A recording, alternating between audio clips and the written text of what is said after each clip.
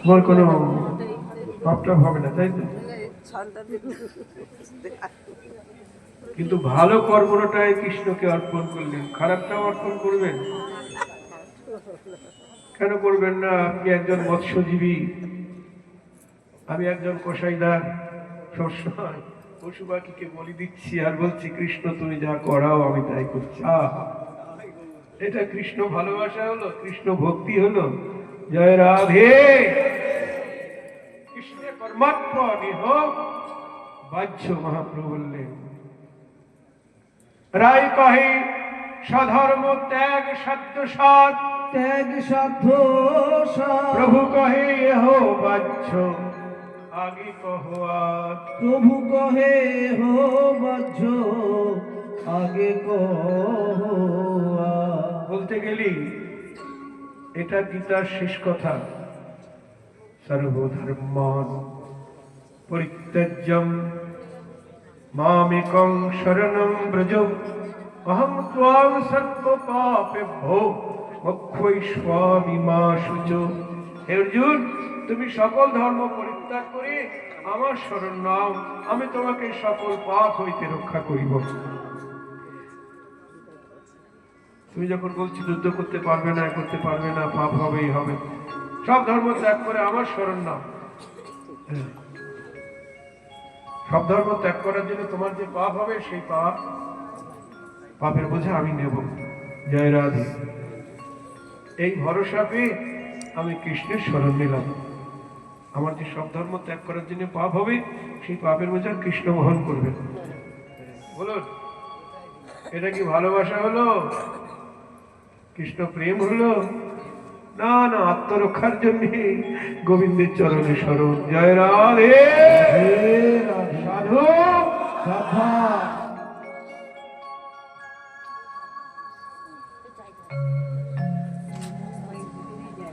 প্রভু কহে হো বাহ্য আগে কহো আর। রায় কহে জ্ঞান মিশ্র ভক্তি সাধ্য সার। রামানন্দ বলছেন ভক্তির সঙ্গে জ্ঞান মিশ্রিত থাকবে, সেই ভক্তি সাধ্য সার। প্রভু কহে হো বাহ্য আগে কহো আর। প্রভু কহে হো বাহ্য আগে কহো আর। জ্ঞান মিশ্র ভক্তিকেও প্রভু বাহ্য বলছেন। যেমন জ্ঞান মিশ্র ভক্তির দৃষ্টান্ত ওই উদ্ধবের জ্ঞান মিশ্র ভক্তি। তাকে কৃষ্ণ বৃন্দাবনে পাঠালেন। আমার অদর্শনে সবাই কাঁদছেন ব্রজবাসীরা, উদ্ধব তুমি তো জ্ঞানী পণ্ডিত, যাও ব্রজবাসীদের একটু সান্ত্বনা দিয়ে এসো। উদ্ধব এসে নন্দ বাবার দুয়ারে রথ দাঁড় করালেন। দেখছে নন্দ বাবা মা যশোদা গোপাল গোপাল বলে কাঁদছেন। উদ্ধব ভাবছেন কি বলে সান্ত্বনা দেব। এ জগতে যদি কেউ পুত্রের জন্য কাঁদে, তাহলে তাকে বলতে হয় পুত্রের জন্য না কেঁদে ভগবানের জন্য কাঁদো, তাই তো? কিন্তু ওনাদের পুত্রই তো ভগবান। তাহলে কি বলবো, আপনারা আরো বেশি করে কাঁদুন, কৃষ্ণ কৃষ্ণ বলে আরো বেশি করে কাঁদুন, এইটা বলবো? আবার ভাবছেন না, যারা কাঁদছে তারা আরো, তাদেরকে আরো বেশি করে কাঁদতে বলাটা তো সান্ত্বনার ভাষা নয়। তাহলে কি বলবো, আপনারা কাঁদবেন না? আবার ভাবছেন না, এটাও তো বলা যায় না, যারা কৃষ্ণ বলে কাঁদছে তাদের কাঁদতে নিষেধ করলে অন্যায় হবে। কারণ কৃষ্ণ বলে কাঁদাই তো মানব জীবনের চরম পরমতম সত্য কথা। রাধে দিবানিশি কৃষ্ণ বলে কাঁদছে, যদি নিষেধ করি অন্যায় হবে। দেখুন, জ্ঞানী ভক্ত উদ্ধব সান্ত্বনার ভাষা খুঁজে পাচ্ছে না।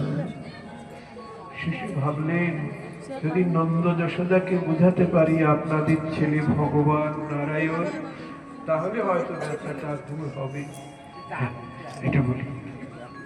তখন বলে ফেললেন, শুধু শুধুই কাঁদছেন, কৃষ্ণ তো নারায়ণ, মূল নারায়ণ, অন্তর্যামী, অন্তরেই তাকে পাওয়া যায়, শুধু শুধুই কাঁদছে। যেই বলেছে কৃষ্ণ ভগবান নারায়ণ, মূল নারায়ণ, নন্দ বাবা বলছে উদ্ধব তোমার তত্ত্ববোধের বন্ধ করো। ওই তত্ত্ব কথা বলেই আমার উত্তপ্ত হৃদয়কে আর উত্তপ্ত করো। শুনেছিলাম তুমি নাকি খুব জ্ঞানী পণ্ডিত, কিন্তু তোমার কথা শুনে মনে হচ্ছে তুমি কিচ্ছু বোঝো না, তুমি একেবারে অজ্ঞান। তুমি কার সঙ্গে কার তুলনা করছো? কোথায় নারায়ণ, ভগবান নারায়ণ, আর কোথায় আমার দুধের ছাওয়াল গোপাল? জয় রাধে।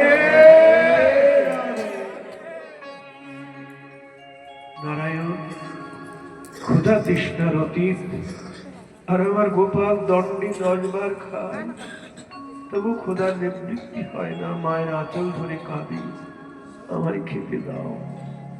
নারায়ণ জগতের প্রতিপালন কর্তা, আর গোপাল আমাদের পালল। আমরা তাকে পালন না করলে নিজেকে অসহায় বলে মনে করে। সে যদি ভগবান হবে তাহলে আমাদের সেবা যত্নের অভাবে অসহায় মনে করবে কেন? উদ্ধব তুমি কিচ্ছু বোঝো না।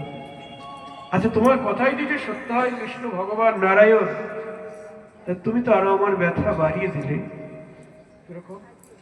এতদিন ভেবেছিলাম আমি সাধারণ পুত্র হারিয়েছি, সামান্য পুত্র হারিয়েছি, আজকে তোমার কথায় বুঝলাম আমি ভগবান তুল্য পুত্র হারিয়েছি। বিদায় মোর হরি বল, হরি বল। জ্ঞানী ভক্ত বৃন্দাবনে এসে ব্রজবাসী প্রেম সমুদ্রে ডুব দিতে পারছে না। সারা রাত কেটে গেল, সান্ত্বনার ভাষা খুঁজে পেলেন না।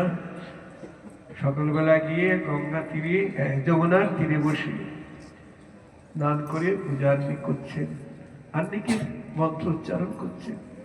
এদিকে ঘোষপল্লী থেকে নদী মন্থনের শব্দ আর কৃষ্ণের বাল্যলীলা গান কানে ভেসে আসলো। আন্নিকের মন্ত্র ভুল হয়ে গেল উদ্ধবে। অমনি আন্নিক ছেড়ে দিয়ে উঠে চললেন।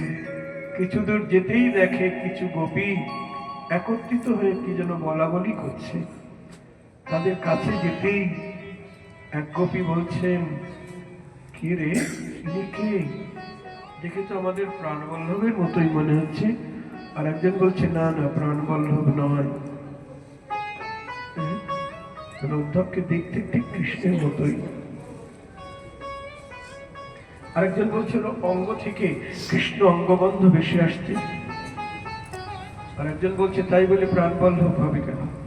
মনে হয় প্রাণবল্লভের কোনো অন্তরঙ্গ শাখা হবে, তার প্রসাদী বেশ পরে এসেছে, ওই অঙ্গবন্ধ লেগে আছে। জয় রাধে। গোপীর প্রেম কেমন নির্মল। কাছে আসতেই গোপী জিজ্ঞেস করছেন, আপনাকে দেখে মনে হচ্ছে আপনি যদুপতির কোনো অন্তরঙ্গ সখা হবেন না? আপনার অঙ্গে তার প্রসাদীতে বেশ, অঙ্গে থেকে তার অঙ্গগন্ধ ভেসে আসছে। তা বলুন তো কোন প্রেম ধ্বংস হয় না? উদ্ধব কি বলবে? উদ্ধবের তো এই রসশাস্ত্র সম্বন্ধে জানা নাই, ব্রজে কৃষ্ণ প্রেম সম্বন্ধে সেই অনভিজ্ঞ, সে জ্ঞানী ভক্ত। জয় রাধে। ব্রজপ্রেম সম্বন্ধে তার কোনো জ্ঞান নেই। আমরা তো জানি, গোপী নিজেই প্রশ্ন করছে, নিজেই উত্তর দিচ্ছে। আমরা তো জানি যে প্রেমের সঙ্গে স্বার্থ জড়িত থাকে, সেই প্রেমে বিচ্ছেদ ঘটে। যেমন ছাত্র ততক্ষণ মাস্টার মশাইয়ের কাছে থাকে যতক্ষণ তার বিদ্যাধ্যয়ন শেষ না হয়। ভ্রমর ততক্ষণ ফুলের উপরে বসে থাকে যতক্ষণ ফুলে মধু থাকে। মধু না থাকলে ভ্রমর আর থাকে না, পালিয়ে যায়। কামক পুরুষ ততক্ষণ কামিনীতে আসক্ত থাকে যতক্ষণ তার যৌবন থাকে, যৌবন ফুরিয়ে গেলে আর তার দিকে ফিরে তাকাই না। এ সকল হলো স্বার্থের প্রেম। এটা প্রেম না, এটা কাম। কিন্তু বলো হে যদুপতির রসিক সখা, বলো আমরা কি তার সঙ্গে এরকম কোন স্বার্থের প্রেম করেছিলাম? কেন আমাদের এই নিঃস্বার্থের প্রেমে এই বিচ্ছেদ ঘটল? উদ্ধব কি বলবে?